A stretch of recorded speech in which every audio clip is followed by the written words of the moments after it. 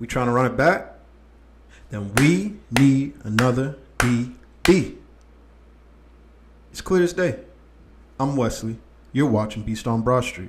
Yeah, reporting live from the underworld, coming from a place that's never been unearthed. How much is your soul? Tell me what it's worth. Do you put your pride on money first? What's happening? Man, I hope you had a great day. Depending on what time you're watching this video, I hope that you've had a great day. Definitely a hot one out. And that was no different at the NovaCare complex today as the Eagles wrap up day 4 of training camp. And ladies and gentlemen, we had our first 2 interceptions of training camp today. And we'll talk about that in just a moment. I just want to give you a quick little update on who practiced, who did not practice.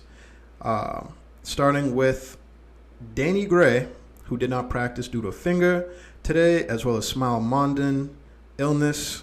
Andrew Makuba did not practice due to shoulder. And Devontae Smith, back tightness, did not practice. Guys who are limited, Jahad Campbell, as we know, dealing with that shoulder.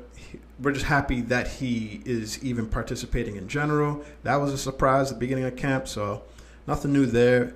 Jalen Carter, first day back participating, limited with his shoulder, as we know, has not been practicing.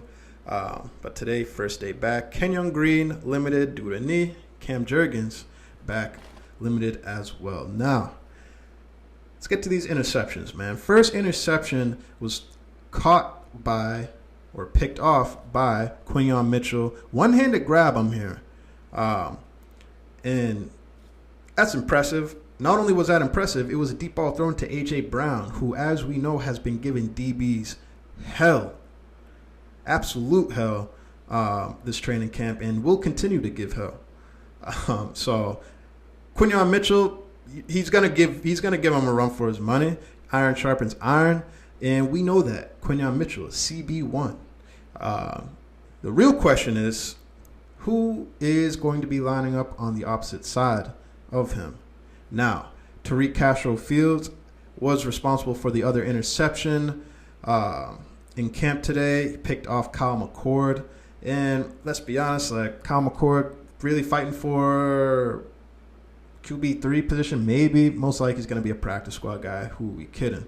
Outside of that, that's kind of the big news as far like today, as far as, you know, guys making plays. Moro Ojima has been showing up every day, you know, just seeing red, man. And, you know, he's going to be seeing red this year, just generally.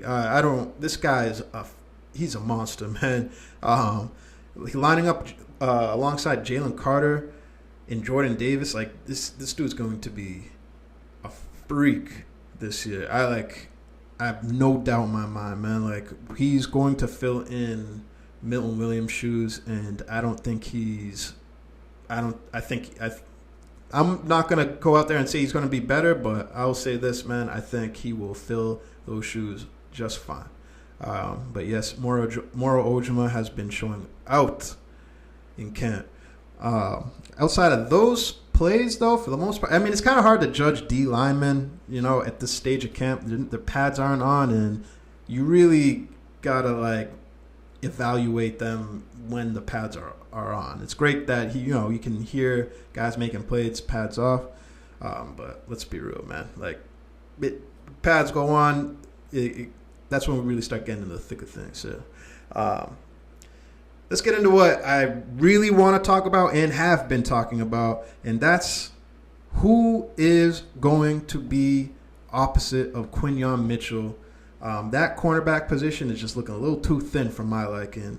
Keely Ringo. Don't get me wrong. Fingers crossed. Like, I really hope Keely Ringo comes out of this with that position, with that starting role, and I hope that he can excel there too. My thing is if this is going to be a make or break camp for Keely Ringo, as I said before, he's battling Adoree Jackson, and Adoree Jackson has been getting those starting reps during 11-on-11s. And if Keely Ringo can't beat out Adoree Jackson, big problem. We know who Adoree Jackson is, seasoned vet. But it's not like there's this like hidden potential that with Adoree Jackson. If Adoree Jackson wins that starting job, we don't have a corner, a CB2. We don't have another outside corner. That's a problem, a big problem. You can't get beat. Keely Ringo can't get beat by Adoree Jackson. I mean, don't get me wrong, he could, but like he can't. Like we can't afford for him to lose that starting job to Adoree Jackson, and neither can he, because that's like the writing on the wall. Like I just wish we would sign someone else. I wish we would just. It doesn't have to be this like immediate impact signing. It doesn't have to be. It just has to be a consistently just good cornerback, like, or DB. Because let's be honest, safety is a problem too. They've had Cooper DeJean starting at safety when we're in that base 3-4 package, but that's not that's like when we move to nickel, or when they're in that nickel package and Cooper DeJean's moving down, they've had Sidney Brown started today, but Makuba's wasn't in the mix, so naturally that's going to happen. But like, we don't know if Sidney Brown's going to be healthy for the full length of the season if he's the starting safety. And yeah, Makuba, like we anticipate him to kind of like lock that position in, but there's no guarantee, man. And he's a rookie. Like, yeah, it worked out nice for us last year with Cooper DeJean and Quinyon Mitchell just being studs, but like you can't expect that every year, and you can't expect that with Makuba this year. Like, he could be good, like, and we'd love for that, but like there's no guarantee. So I would like another safety, like a seasoned vet at safety as well. Like, it would be nice to have. I can't get. There's no guarantee that all these guys are even going to stay healthy. In the event that someone goes down, do you feel comfortable with who we have as far as safety depth and in corner depth goes? I don't. And I'm not gonna lie, man, it's a concern, and I'm not trying to stress out about that. If we're trying to make another run at a championship, I don't want a question mark. I don't want a question mark at that position in particular. Like, yeah, we expect this D line to get home, and if the D line's getting good pressure, quick and fast pressure, especially up the middle, like DBs are gonna fare well. Like, you don't have to have the greatest DB core to when you're getting pressure like that. So, but it's just when it doesn't and the quarterback has time, you need a guy who you can believe in, because whoever is opposite of Quinyon Mitchell's has the target on their back all season, and every quarterback knows it, every receiver knows it. They got to be able to hold their own, whoever it is. And filling in Slay's shoes they're not easy shoes to fill. So I can't, like, that's really all that I can really like focus on throughout this camp right now. Now, yeah, the pads aren't on, and I know Keely Ringo is more of a physical corner for the most part, especially in like press coverage. I just don't like. I need to hear when the pads go on. I need to hear positive. Like, I need to hear Keely Ringo is making plays. When the pads go on, I need to hear this guy, is challenging AJ Brown. He's not making it easy. He's making it a little bit more difficult for AJ Brown. Like, because don't get me wrong, AJ Brown. Like, I don't expect him all of a sudden to like start locking him up or anything like that. But I need to hear him that he's making plays. I can't. I'm a little. I don't want to say nervous, but yeah, I am concerned with that position. I just don't think, if as a team who the window is still wide open for to win again, I don't want to have to worry about that position, and especially if someone goes down. I want the next man up mentality to like be sure. Like, I want to be so sure that the next man up is like, all right, I can trust. I can believe in this guy. I can get with this. And right now, Adoree Jackson, Keely Ringo just is. it ain't it for me. It ain't it for me. So, it is what it is. It's early in camp. Pads aren't on, like I said. So this is kind of like what that's what's on my mind. I'd like for a signing. I'd like for Howie to make a move. Maybe they're waiting, or maybe, and this is thinking way probably too optimistically, but maybe they know something we don't.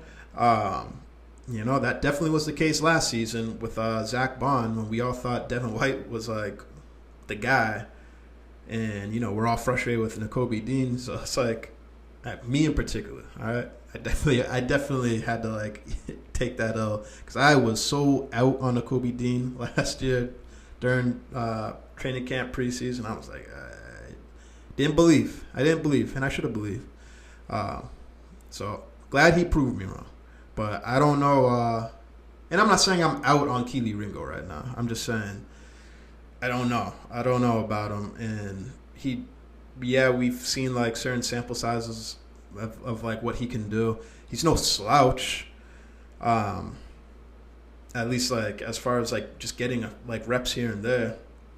But when you're starting out there on the outside, there's going to be a lot more expected from you. So we really haven't got to see him in that large sample size throughout the season, and going up against other teams like top receivers. So, I don't know, man. If you haven't seen videos of like just them going kind of like just going through drills, it's like you can kind of see Keely Ringo's, the hip movement is just not fluid. Like you see it compared to Quinyon Mitchell, it's just not the same. It's not the same, and I don't know, man. I'm a little concerned, very concerned. Who am I kidding? I am. That is my main concern, and really my only concern right now.